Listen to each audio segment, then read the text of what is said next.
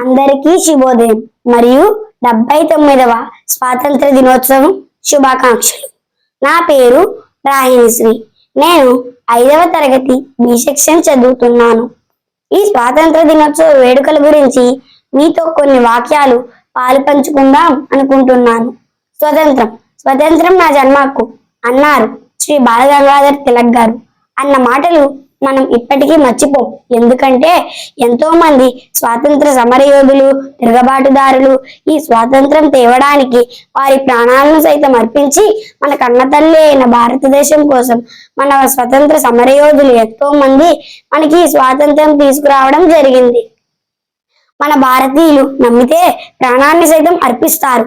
అలాగే బ్రిటిష్ వారిని నమ్మాము, వారితో వ్యాపార సంబంధాలు బాగుంటాయి అని అనుకున్నాం. కానీ మన మీదే స్వారీ చేయడం మొదలు పెట్టారు. వారి స్వార్థం కోసం మన దగ్గర ఉన్నవన్నీ దోచుకోవడానికి ఎన్ని చెయ్యాలో అన్నీ చేశారు. రైలు మార్గం కనిపెట్టి మన దగ్గర ఉన్న ఖనిజాలన్నీ వారి దేశానికి తరలించారు. మన దేశం నుండి తీసుకువెళ్లిన ఖనిజాలన్నీ వారి దేశంలో పెద్ద పెద్ద పరిశ్రమలు స్థాపించి అక్కడ తయారైన వస్తువులను ఇక్కడికి తీసుకొచ్చి వారి వ్యాపారాన్ని అభివృద్ధి చేసుకునేవారు. మన దేశంలో బ్రిటిష్ వారికి ఇబ్బందులు లేకుండా సుఖంగా బ్రతకడానికి ఎన్నో కట్టడాలు కట్టుకున్న స్వార్థపరులు. బ్రిటిష్ వారు మనల్ని ఎన్నో కష్టాలు ఇబ్బందులు పెట్టేవారు.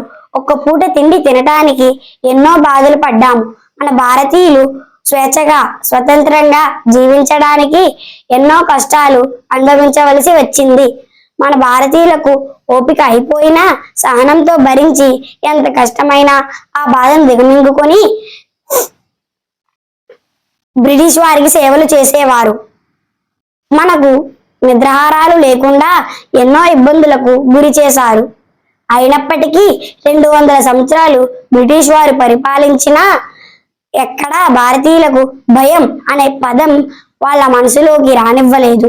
ఎన్ని ప్రాణాలు పోయినా మన దేశానికి స్వతంత్రం తేవాలనే సంకల్ప బలంతో మన విజయానికి తొలిమెట్టయింది. బ్రిటిష్ వారు వచ్చి పరిపాలించకపోతే మన భారతదేశానికి మన భారతీయులు ఎటువంటి వారో ప్రపంచానికి మన గొప్పతనం తెలిసింది. మేరే భారత్ మహాన్. జై హింద్. వీడియో నచ్చితే లైక్ చేయండి, షేర్ చేయండి, ఛానల్ని సబ్స్క్రైబ్ చేసుకోండి. Thanks for watching.